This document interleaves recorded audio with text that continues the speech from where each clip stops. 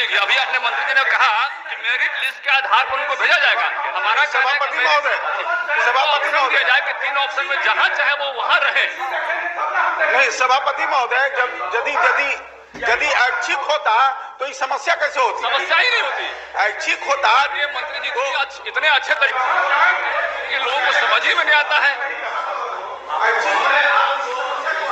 आदमी है महोदय, और हम आसन से यही आग्रह करेंगे कि कोई एक बोले तब भी हम लोग समझेंगे सर, सुनेंगे। और हजूर एक साथ 3 आदमी बोल रहे हैं, वो भी सत्तारूढ़ पार्टी के, तो समझिए कि किस तरह से सिस्टम कोलैप्स कर गया।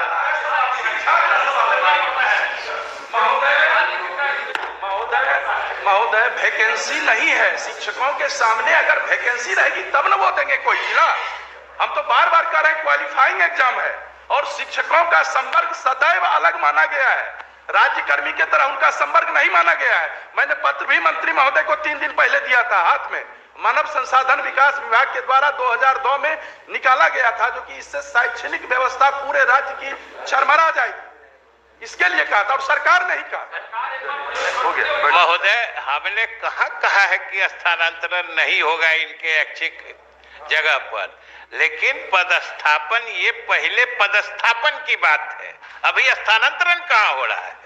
अभी तो उनका संवर्ग बदल रहा है, और संवर्ग बदलने के लिए पहले पोस्टिंग के लिए ये मांगा जा रहा है। उसके बाद तो हम बार बार कर रहे हैं। और जो प्रमोद जी का प्रश्न है, जो महिलाओं के लिए विशेष सुविधा की बात आप कह रहे हैं, जिस पत्र का हवाला हमने दिया मंत्रिमंडल सचिवालय से, जो सभी सरकारी सेवकों को के लिए निकला हुआ है, उस पत्र में महिलाओं को विशेष प्राथमिकता देने की भी बात है, वो भी उससे कवर्ड होंगे। लेकिन ये आने वाले समय में, इसमें अभी तो महोदय हम साफ साफ कह रहे हैं कि अभी तो चूंकि उनका संवर्ग बदल रहा है, उनकी मांग से उनको सरकारी सेवक बनाया जा रहा है, इसलिए ये पहले पदस्थापन के लिए 3 इच्छा के जिले मांगे गए हैं।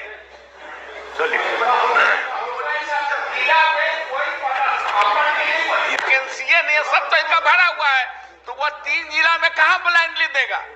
माननीय मंत्री इसको स्पष्ट कर दें। पदस्थापन माननीय सदस्य, तब क्या होगा आपके हिसाब से? क्या करना चाहिए? कुछ नहीं करना चाहिए। कहाँ पोस्टिंग करना चाहिए? पोस्टिंग कह रहा हूँ, बिना पोस्टिंग के पढ़ा रहा है। अरे ये तो आप जबरदस्ती कर रहे हैं, जबरदस्ती उन लोगों के साथ। आप सिर्फ उनको सरकारी शिक्षक बनाने की बात कही है, आप उसको पनिश करना चाहते हैं। हम पूछ रहे हैं महोदय कि जो 20 साल से एक जगह स्कूल में काम कर रहा है, आप उसको कहे कि हम अब नियोजित नहीं रहने देंगे, हम आपको सरकारी बना देंगे। तो सरकारी नहीं बना के उसको आप दूसरे जगह भेज कर सरकारी बनाना चाहते हैं।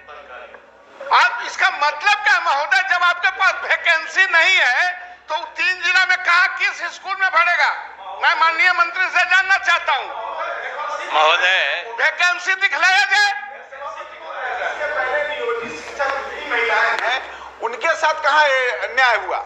आज तो पदस्थापन की बात हो रही है, जो बीपीएससी से भी गए उनका, जो नियोजित शिक्षक महिलाएं हैं, वो तो उनके साथ अन्याय हो रहा। वो तो जहां के तहां, वो तो अपने परिवार से दूर है। उस नियोजित शिक्षक में भी पति पत्नी दोनों का हो गया है, और एक दूसरे जगह है, एक दूसरे जगह है।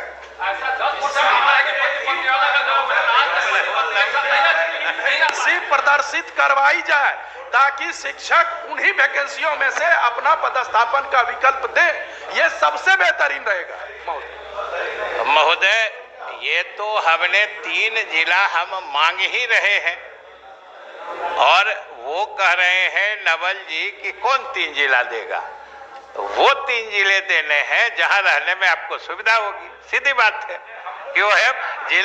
जिला अपने मन से तो किसी को देना नहीं है, पहली बात।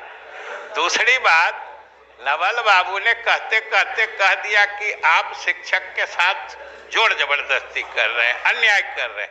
महोदय, सरकार शिक्षकों को पूरे सम्मान की दृष्टि से देखती है और मानती है कि शिक्षक समाज और सूबे के भविष्य निर्माता हैं। इसीलिए उन्होंने जो कहा कि आप शिक्षक को सरकारी बना रहे हैं, अरे हम कोई जबरदस्ती थोड़े बना रहे हैं। लगातार मांग हो रही थी महोदय, लगातार मांग की जा रही थी और संयोग से सदन गवाह होगा कि यही माननीय सदस्य लोग भी इसी सदन में मांग कर रहे होंगे। और हमने तो एक तरीका निकाला है कि उनको, उसमें भी उनका चॉइस है कि